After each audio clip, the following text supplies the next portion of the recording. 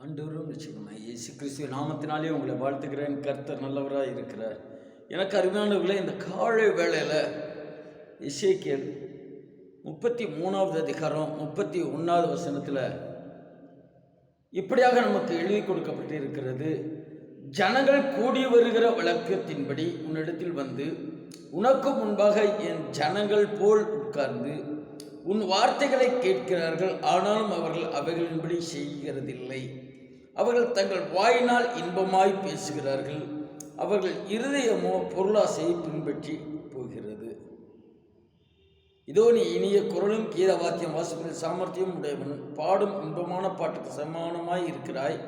அவர்கள் உன் வார்த்தைகளை கேட்கிறார்கள், ஆனாலும் அவர்களின்படி செய்யாமற் போகிறார்கள்.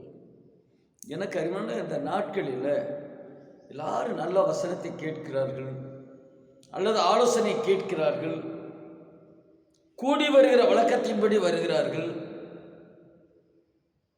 கர்த்தருடைய ஜனங்கள் போல் அமர்ந்திருக்கிறார்கள், வார்த்தைகளை கேட்கிறார்கள், ஆனால் அவர்கள் அவைகளின்படி செய்கிறதில்லை.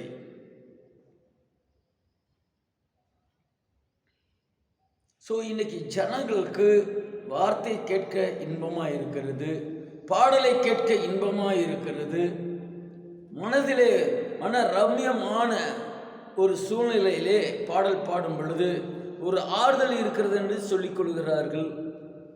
ஆனாலும் வார்த்தையை கேட்டு அதன்படி நடப்பதில்லை என்று கர்த்தர் எழுதி வைத்திருக்கிறார்.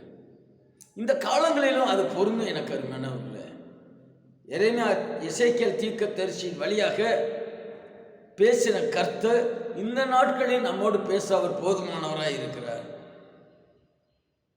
கூடி வருகிற வழக்கத்தின்படி என்ன வழக்கம்? ஞாயிற்றுக்கிழமை ஆராதனை, உபவாச ஜபம், இரவு ஜபம், காத்திருப்பு கூட்டம், வீட்டு கூட்டங்கள், இப்படியாக கூடி வருகிற வழக்கத்தின்படி அவர்கள் வந்து கூடுகிறார்கள். உனக்கு முன்பாக என் ஜனங்கள் போல். இன்னைக்கு நிறைய பேர் கர்த்தருடைய ஜனங்கள் போல வந்து உட்கார்ந்து எழுந்துட்டு போறாங்க. வெறுமனே வந்து உட்கார்ந்து போவதினால் எந்த பிரயோஜனமும் இல்லை. எனக்கு அருமையானவர்களே, கர்த்தருடைய வார்த்தைக்கு கீழ்ப்படி அதன்படி நடப்பதுதான் கர்த்தருடைய வார்த்தையை கேட்கிறவர்களுக்கும் பிரயோஜனமாக இருக்கும். அதில் சொல்லப்படுகிறது, உன் வார்த்தைகளை கேட்கிறார்கள், ஆனாலும் அவர்கள் அவைகளின்படி செய்கிறதில்லை.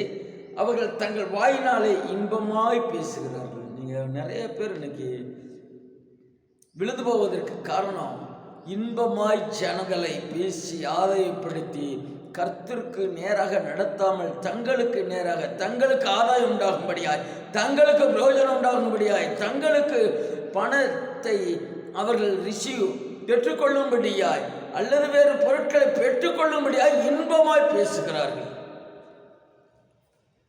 ரொம்ப ஜாக்கிரதையாக இருக்கும். நீங்கள் 1 பேதுரு 5:8 சொல்லப்பட்ட தெளிந்த புத்தியுள்ளவர்களாக இருக்கணும், விழித்திருக்கணும். இல்லை என்றால் இவர்கள் இன்பமாக பேசி நம்மை கர்த்தருக்குள் வளர விடாதபடியாய் செய்வது மட்டுமல்ல, நம்முடைய பொருள் பணத்தை நஷ்டப்படுத்துபவர்களாக இருக்கிறார்கள். வாயினால் இன்பமாய் பேசுகிறார்கள், அவர்கள் இதயமோ பொருளாசை பின்பற்றி இருக்கிறது. இன்னைக்கு இதை ஜனங்கள் கண்டுபிடிக்க முடியவில்லை. இன்பமாய் பேசின உடனே மயங்கி விடுகிறார்கள்.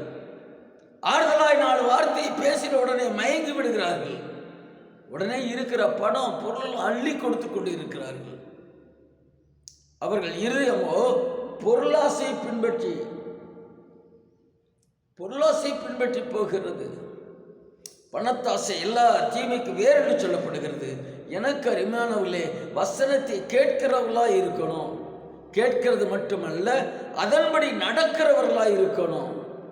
வெறுமனை இன்பமாய் அநேக பேர் மற்றவர்கள் பேசுகிற இன்பமாய் பேசுகிறதை பார்த்து அவர்கள் வாழ்க்கை வீணடித்துக் கொண்டிருக்கிறார்கள். அவர்களை குறித்து இவர்கள் இன்பமாய் பேசுகிறார்களே, சத்தியத்தை பேசுகிறார்களா, இதனால் நமக்கு பிரயோஜனம் உண்டா என்று ஆராய்ந்து பார்க்கிறதற்கு சிந்தை புத்தி செயல்படுகிறதில்லை.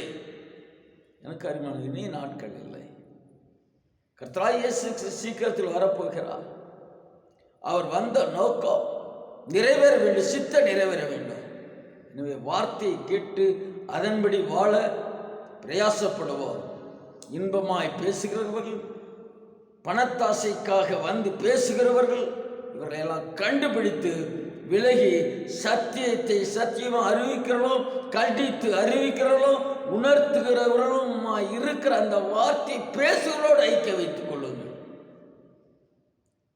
வசனம் தான் நம்மை நிலைநிறுத்தும், வசனம் தான் ஆசீர்வதிக்கும், சமாதானம் கொடுக்கும். கர்த்தர் தான் அந்த வசனம், கர்த்தராய் இயேசு கிறிஸ்துவை வார்த்தையாய் வந்திருக்கிறார். அவரே அடிக்கப்பட்ட ரத்தம் செய்து ஜீவனை கொடுத்து 3ஆம் நாள் உயிர்த்தாரே, மீண்டும் வரப்போகிறாரே. அந்த இயேசுவின் வார்த்தையை பின்பற்றி போவோம், நடப்போம். கர்த்தர் ஆசீர்வதிப்பார். எனக்கு அருமையானவர்களே, வருகிற நாளை